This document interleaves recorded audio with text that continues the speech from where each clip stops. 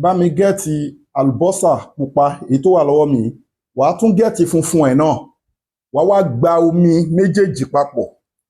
wàá ní kí wọ́n bá ẹ han Quran chapter 20 verse 39 suratu Taha wa alqaitu alayka mu'ibatu minni wàá ní kí wọ́n bá ẹ han 313 wọ́n wá bá ẹ han orúkọ Ọlọ́run tá a mọ̀ sí Yawadud 313 omi àlùbọ́sà méjèèjì tó ti fún síbì kan yẹn òun ló máa fi fọ̀ tó bá ti wá fọ̀ wàá wá pẹ́fì 6 flour wàá mix ẹ̀ pẹ̀lú ẹ̀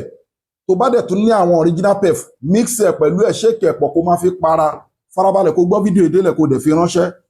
síwájú kó tó ṣiṣẹ́ àbútọ́ iṣẹ́ tó nǹkan tó bá lágbára fi sákàǹtì àwọn ọmọ aláìní àkáǹtì nọ́mbà ní fún àwọn ọmọ aláìní 20 44 23 76 80 20 44 23 76 80 First Bank of Nigeria Global Dahiratu Dhikrlahi Islamic Organization máa fi para tó bá ti wẹ̀ tán kódà kó ti lo cream tó kó fi pawọ́ kó fi pojú wọ́n kórìíra ẹran kórìíra wà lára èèyàn wọn ò nífẹ̀ẹ́ èèyàn oògùn ìfẹ́ràn ẹ̀yọ́nú tó ń wá kiri alukuriani lágbára tó bá ń gbọ́ oògùn ìfẹ́ràn ọ̀gá ẹ̀ ò gbà tiẹ̀ ìyàwó ẹ̀ ò gbà tiẹ̀ ọkọ ẹ̀ ò gbà tiẹ̀ wọ́n ètì ẹ̀ wọ́n ń fọ̀rọ̀ lọ ẹ̀ ẹran kórìíra wà lára ẹ̀ táwọn èèyàn bá ti ń bá ẹ ṣe wọn ò ní mọ̀ dí ọ̀rọ̀ yẹn á kàn déédéé dàrú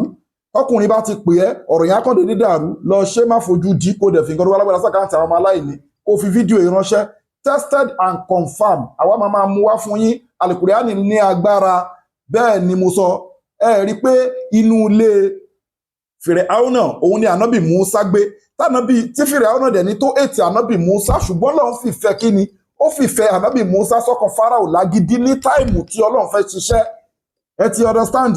wa alqaitu alayka mu'ibatu minni very very very powerful tó fi fídíò ìránṣẹ́ inna l'izzata lillahi jami'a gbogbo agbára Ọlọ́run bá lóní gbogbo ẹ̀yin tẹ́ ń wá nọ́mbà wa a wà ní Abraham Adesanya Lekki Ajah Etí Ọ̀sà Lagos ẹ WhatsApp wa lórí +234 810 913 1425 masalamu wa ila liqa'i fi fídíò